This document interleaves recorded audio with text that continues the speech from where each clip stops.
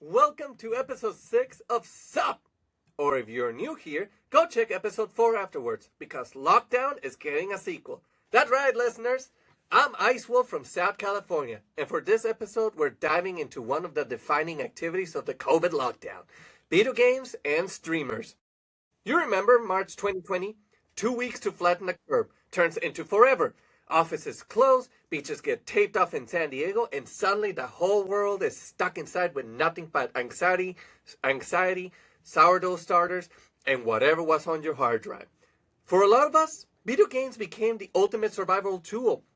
Not just entertainment, therapy, social life, time machine, and excuse all are rolled into one glowing rectangle.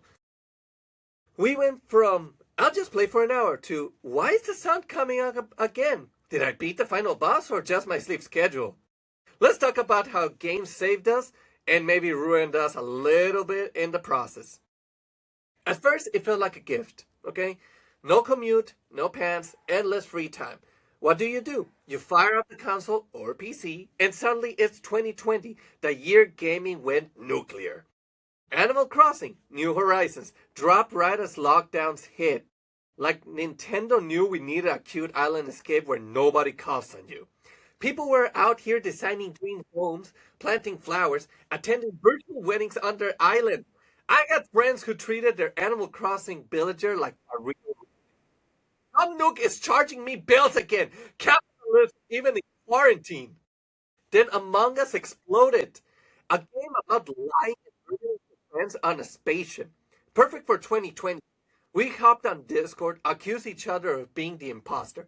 It was red and electrical. Meanwhile, real life felt like we were all crewmates trying not to get dented by an invisible virus. Guys, emergency meeting! Why were you so quiet? Because I was fixing the Wi-Fi again! Remember? I'm the family tech guy! I remember this one meme of how players got creative by changing the name of their characters to who, him, me, you, and I mean actually type those words as their name. Oh, that's when the crews just lost it and tried to kill each other instead, but still couldn't. Warzone and Fortnite kept the competitive bros alive. Drop in, build forts, get that sweet victory royale while the real world had zero victories. Call of Duty lobbies were popping off like it was the only social event left. You hear story of guys playing 12-hour sessions, emerging like cave people when their mom or significant other, I don't judge, brought food to the door. Minecraft? Therapy in block form. People building entire cities, redstone contraptions, or just digging holes to process existential dread. Today, I built a replica of my childhood home because I can't visit the real one. To this day, I'm still shocked just seeing the worlds created during COVID. Someone actually got so bored they created an emulator, aka a video game console inside a computer, inside the world of Minecraft. And it worked! But me in gaming? I told myself it was productive. I'm being creative! No, Wolfie, you're just avoiding folding laundry while your character farms potatoes. The beautiful and weird part. Games became how we stay connected. No more coffee shop hangouts or in-person game nights. Everything moved online. Zoom fatigue? Switch to Among Us voice chat where at least someone was getting ejected for fun. But it wasn't real life. You spent hours with friends, laughing, yelling, bonding over virtual tasks, then log off and realize you hadn't left your room in 3 days. The pets started judging you. My dog would stare like, bro, you killed more imaginary enemies than you've seen actual humans this month. Family side was gold. Suddenly grandparents were asking about that Among Us thing? You become the household gaming coach on top of the family tech fixer. Dad, no, you can't just run around killing everyone. You have to do tasks first. Kids were thriving on Roblox or Fortnite while parents stress baked. One relative turned their Animal Crossing island into a virtual family reunion spot. Wholesome until someone griefed a flower garden. Wolfie, how do I talk to my island neighbors? And why is this raccoon always asking for money? I swear it was easier doing trivia games until those turned electronic with Jackbox Games Saga. Edge cases, the virtual parties. People hosting birthdays, graduations, even protests in games. In San Diego, with beaches closed, some tried outdoor gaming on patios with bad Wi Fi. Lag so bad it felt like the virus was hacking your router. Nuance time though. Games were a lifeline. They gave structure when days blurred. They let us feel productive or social when everything else stopped. But they also highlighted the isolation. You rage quit after too many losses, then sat in silence wondering if real life, work, and competition were any different. But here's the plot twist. The group that quietly thrived while the rest of us spiraled. The people who didn't notice any difference at all. For them, lockdown wasn't a disruption. It was the perfect excuse to live exactly the way they already were living as full time gamers. You know the type. Before COVID, they were the ones getting side-eyed at family dinners. When are you going to get a real job? Or maybe touch some grass. Then March 2020 hit, the world shuts down, and suddenly they're the prophet. Hallelujah. their lifestyle, basement setup, energy drinks, 12-hour sessions, became government approved. No more awkward explanations. Society handed them a hall pass. Stay inside and game? Yes, please. It's for public health. Those folks didn't have to pivot. They didn't bake bread or learn guitar. They just kept doing what they were doing. But now it's zero guilt and everyone else joining the club. The introverted hardcore gamer who already treated sunlight like a boss fight? Lockdown was their victory royale. Finally, the normies understand. This is peak life. The envy was real from the rest of us. We've been forcing ourselves into Zoom happy hours or stress baking, while these legends were like, lockdown? My normal Tuesday. They had the setups ready. No panic buying monitors or consoles. Their only complaint? The servers are lagging because everyone else showed up. In San Diego, it was extra funny. Beaches closed, Comic-Con canceled, but these gamers were already indoors anyway. While the rest of us tried pathetic outdoor gaming on balconies with spotty Wi-Fi and seagulls photobombing, they were deep in their caves, untouched. No FOMO because they never had an outdoor persona in the first place. Here's the thing. Family dynamics got flipped. The family tech fixer, guilty as charged, suddenly had to coach relatives on Among Us, but the lifelong gamer kid or sibling, they were the experts now. See that? I've been preparing for this my whole life. Grandparents calling for help with basic Zoom, while the basement dweller is running guilds like a pro. Edge case? The guy who barely left his apartment pre-COVID and now gets hailed as resilient or ahead of the curve? Post-lockdown, when everyone emerged blinking into the sun, those folks just shrugged. Back to normal, which was already my normal. But hindsight in 2026 hits different. For some, it was validation. They weren't wasting time. They were early adopters of the indoor lifestyle. For others, it exposed how much the world had been forcing extroversion all along. Listen, I won't lie. I had moments of jealous respect. Must be nice to have your entire personality suddenly become a public health recommendation. Then I realized I would have been the same if I hadn't started my 9 to 5 job. I missed out because I wanted to fit in the first place. Unbelievable. But that's nothing compared to the real game changer. Twitch went from niche gamer hangout to full-blown cultural phenomena.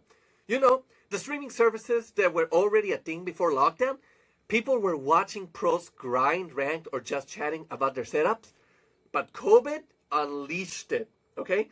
It turned casual viewers into addicts and bedroom gamers into full-time entertainers. Guys, I'm going live. Just me, my setup, and whatever snacks are left in the pantry. Subscribe if you want to watch me die in Warzone for the first 7th time today. Stats-wise, it exploded, okay? Recurring viewers jumped 30 to 40% or more in those early months. Hours watched skyrocketed. Suddenly, everyone with a decent PC, a webcam, or no webcam, just voice, and zero plans was streaming. Just chatting. Categories blew up because people weren't just watching gameplay. They were watching other isolated humans be human. It was spiritual water cooler talk when there were no water coolers. I should know. I became one for some time while I streamed the party games like Among Us, Golf with Friends, and the Jackbox party games. Then realized I had viewers because they wanted to join and beat me online now because apparently they couldn't do it in person anymore. And then the next level, the B-tubers, okay? You got streamers, and then you had these guys. Virtual YouTubers with anime avatars, motion capture rigs, and full personas. Before lockdown, they existed mostly in Japan with pioneers like Kizuna AI. During lockdown, they exploded globally. HoloLive English dropped. Gargura became a shark-shaped superstar, and suddenly you had thousands of people turning in to watch a cute cartoon character play games, sing karaoke, or just vibe while the real world felt like it was ending. Why did it hit so hard? Because in lockdown, you couldn't go to concerts, comedy clubs, or conventions, but you could watch a Shark Girl or a Reaper Idol perform live from their digital bedroom while you sat in yours. It was escapism squared. No risk of catching anything except maybe a parasocial relationship. For the family tech fixer like me, it meant extra duty.